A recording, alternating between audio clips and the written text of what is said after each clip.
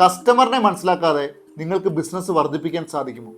ഈ ഒരൊറ്റ കാര്യത്തിൽ നിങ്ങൾ മാസ്റ്റർ ചെയ്താൽ നിങ്ങൾക്ക് തീർച്ചയായും സെയിൽസ് വർദ്ധിപ്പിക്കാൻ സാധിക്കും. അതാണ് കസ്റ്റമർ പേഴ്സോണ.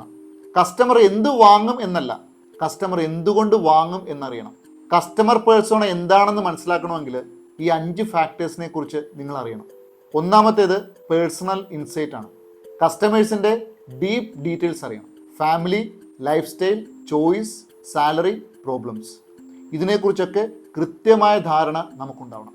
പ്രോഡക്റ്റിനെയല്ല, പേഴ്സണെയാണ് സ്റ്റഡി ചെയ്യേണ്ടത്. രണ്ടാമത്തേത് ടോപ്പ് 3 ബേണിംഗ് പ്രോബ്ലംസ്.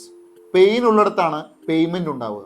കസ്റ്റമേഴ്സിൻ്റെ പേഴ്സണലും പ്രൊഫഷണലുമായിട്ടുള്ള പ്രോബ്ലത്തെക്കുറിച്ച് കൃത്യമായ ധാരണ നമുക്കുണ്ടാവണം.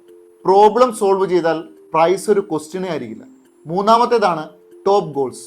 കസ്റ്റമർ എവിടേക്കാണ് പോകുന്നതെന്ന് കൃത്യമായിട്ടുള്ള ധാരണ നമുക്കുണ്ടാവണം.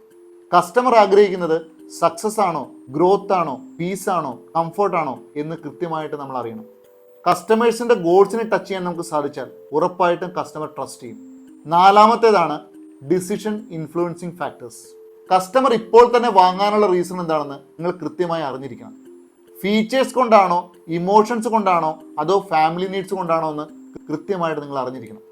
അഞ്ചാമത്തേതാണ് ബാരിയേഴ്സ് ആൻഡ് ഒബ്ജെക്ഷൻസ്. കസ്റ്റമേഴ്സിൻ്റെ ഡൗട്ട്സ് നിങ്ങൾക്ക് അറിയാമെങ്കിൽ പിച്ച് ചെയ്യുമ്പോഴേ ആൻസർ കൊടുക്കണം. അങ്ങനെയാണെങ്കിൽ പെട്ടെന്ന് തന്നെ നിങ്ങൾക്ക് ഡീല് ക്ലോസ് ചെയ്യാൻ സാധിക്കും. ഒരു ഉദാഹരണം പറയാം. നിങ്ങളുടെ ഫാമിലിയുമായിട്ട് നിങ്ങൾ ഒരു റെസ്റ്റോറൻറ്റിലേക്ക് പോകുന്നു. ആ റെസ്റ്റോറൻറ്റിൽ ചെല്ലുന്ന സമയത്ത് അവിടുത്തെ മാനേജർ നിങ്ങളെ പേര് വിളിക്കുന്നു. എന്നിട്ട് ചോദിക്കുവാണ്, കഴിഞ്ഞ തവണ കഴിച്ച അതേ ഡിഷ് മതിയോ എന്ന്. നിങ്ങൾക്ക് എന്തായിരിക്കും ഫീൽ ചെയ്യുക? നിങ്ങൾക്കൊരു വോ ഫാക്ടർ ഫീൽ ചെയ്യും. അവിടെ ഡിഫറൻസ് ക്രിയേറ്റ് ചെയ്തത് ഫുഡല്ല, ആ മാനേജറിൻ്റെ ആറ്റിറ്റ്യൂഡാണ്.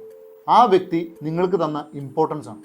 കസ്റ്റമർ പേഴ്സോണയിൽ ഈ 5 ഫാക്ടേഴ്സും ഫോളോ ചെയ്താൽ നിങ്ങളുടെ മാർക്കറ്റിംഗ് വളരെ സിമ്പിളായിരിക്കും.